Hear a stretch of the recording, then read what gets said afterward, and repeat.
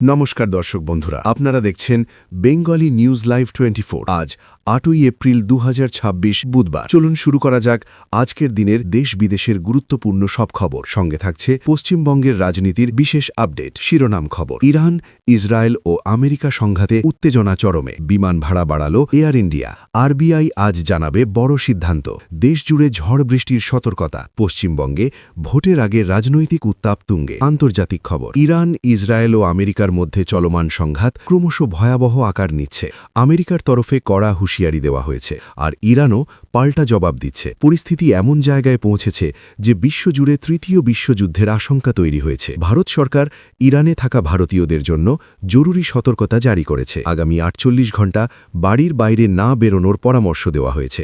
অর্থনীতি ও ব্যবসা: যুদ্ধ পরিস্থিতির প্রভাব পড়ছে সাধারণ মানুষের পকেটে। এয়ার ইন্ডিয়া বিমান ভাড়া বাড়িয়েছে। দেশীয় ফ্লাইটে 300 থেকে 900 টাকা পর্যন্ত বৃদ্ধি। আন্তর্জাতিক ফ্লাইটে আরও বেশি ভাড়া বাড়তে পারে। এছাড়াও কাঁচা তেলের দাম বেড়ে যাওয়ায় ভবিষ্যতে আরও মূল্যবৃদ্ধির আশঙ্কা রয়েছে। ব্যাংকিং ও আর্থিক আপডেট: আজ সকাল 10টায় আরবিআই তাদের নতুন মুদ্রানীতি ঘোষণা করবে। সুদের হার কমলে ঋণ নেওয়া সস্তা হতে পারে। সাধারণ মানুষের জন্য বড় স্বস্তি আসতে পারে। আবহাওয়া আপডেট: দেশের 13টির বেশি রাজ্যে ঝড় বৃষ্টি ও শিলাবৃষ্টির সতর্কতা জারি হয়েছে। উত্তরপ্রদেশ, বিহার, রাজস্থান, মধ্যপ্রদেশে প্রবল ঝড়। পাহাড়ি এলাকায় তুষারপাত ও ভূমিধস। কৃষকদের ব্যাপক ক্ষতির আশঙ্কা।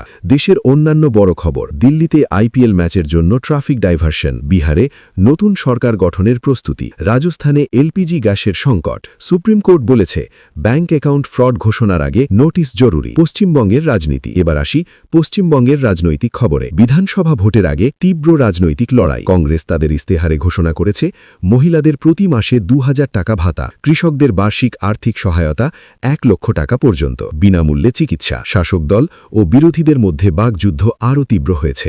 ভোটার তালিকা সংশোধন নিয়ে নতুন বিতর্ক তৈরি হয়েছে। শেষ খবর: দেশজুড়ে রাজনৈতিক, অর্থনৈতিক ও আন্তর্জাতিক পরিস্থিতি দ্রুত বদলাচ্ছে। তাই আপডেট থাকতে এখনই সাবস্ক্রাইব করুন বেঙ্গলি নিউজ লাইভ 24 চ্যানেলটি। ধন্যবাদ সঙ্গে থাকার জন্য।